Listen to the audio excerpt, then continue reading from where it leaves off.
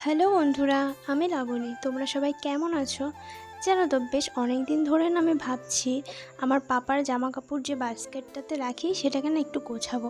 কারণ অনেক দিন ধরে না বেশ অগোছালো হয়ে গেছে, একটার পর একটা জামা অমনভাবে রাখতে রাখতে না পুরো জামাগুলো প্যান্টগুলো একসঙ্গে মিলে গেছে। এখন না যেটা পরাবো ভাবি সেটা খুঁজে বের করতে না সমস্যা হয়ে যায়। আর ওর এত জামা হয়ে গেছে না সবসময় পরার জামাগুলো, তো সেটা একটুখানি গোছাতে বসেছিলাম এই বিকেল বিকেল টাইমে। তো আমি জামা কাপড়গুলো একটু সুন্দর করে গুছিয়ে নিচ্ছি। তোমরা নিজেরাই দেখো না কতগুলো জামা কাপড় হয়েছে ওর।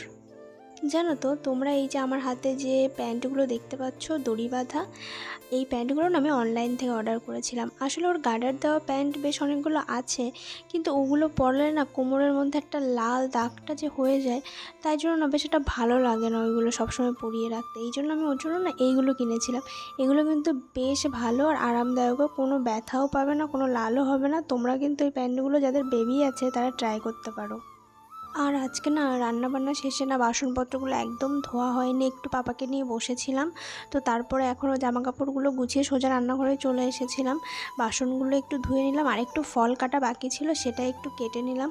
তো জানো তো, এই যে জামরুলটা, এই ফলটা না